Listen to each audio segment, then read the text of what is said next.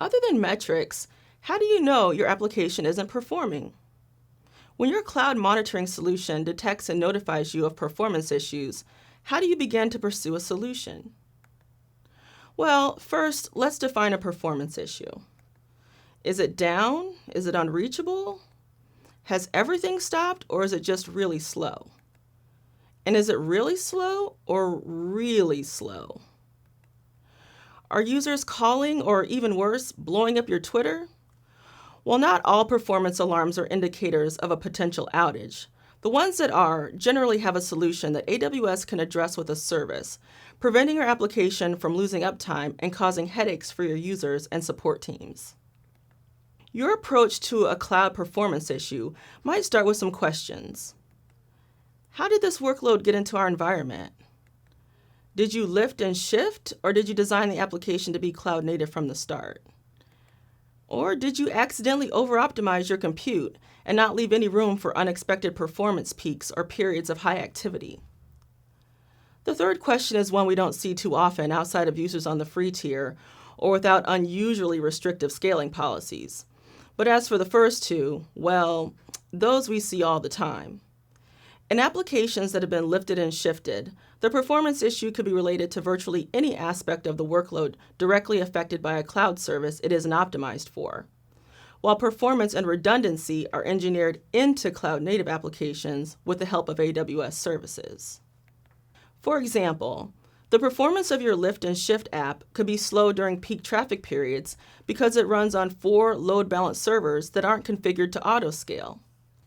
Or your database might be down during maintenance because there isn't a read replica to pick up the slack while it's offline. Both of those issues can be remediated using cloud services, even though the app isn't cloud native. The non-native app can be configured to auto-scale based on API requests, and the database can be configured with a read replica, so just because you can't take advantage of AWS performance optimization natively, you can, of course, tweak your service options here and there by monitoring their environment as well as the application to see where performance bottlenecks can be remediated with an AWS service. Things AWS services can do when problems are detected. They can spin up instances or scale out. They can terminate instances, increase memory allocation, optimize network routes, and fail over to a backup. So even though your application or workload may not be cloud native, you still have an incredible variety of options for not only improving your performance, but also avoiding outages and incidents with the right configuration. Not all performance issues you encounter will be caused by services you can control. For example, internet outages and mobile network outages will affect performance, and there isn't much you can do about that. And although it's infrequent, AWS does sometimes experience issues and outages. To see if an AWS outage is affecting your application's performance, browse to the AWS Service Health dashboard and scroll to see if the service having performance issues is reported as having an issue by the cloud provider.